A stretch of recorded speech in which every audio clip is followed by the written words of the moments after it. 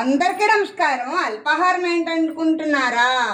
పాలల్లో అటుకులు వేసిస్తానండి. పాలు ఇంకా రాలేదండి, నిన్నటివండి. ఇందులో బెల్లం వేస్తానండి. దీన్ని పాత బెల్లము అంటారండి. చాలామంది పాత బెల్లానికి తాటి బెల్లానికి తేడా తెలియదండి. తాటి బెల్లం తాటికల్లుతో చేస్తారు. పాత బెల్లం 1.5 year నిల్వ చేసి అమ్ముతారు. మామూలు బెల్లం కేజీ 50 రూపాయలు ఉంటే ఇది కేజీ 100 రూపాయలు ఉంటుందండి. ఇది ఐరన్ ఉంటుందని చాలామంది వాడతారు. నేను పిల్లల కోసం వాడతాను. వేడివేడి అన్నం అండి, దానిలోకి పెసరపప్పు ఆనపకాయ ఇగురు చేస్తానండి.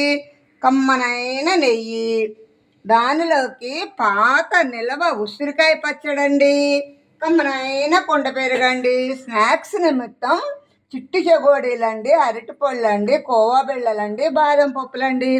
ఈ వీడియో మీ అందరికీ నచ్చుతుందని అనుకుంటాను. నచ్చితే లైక్ చేయండి. ఉంటాను. Bye bye.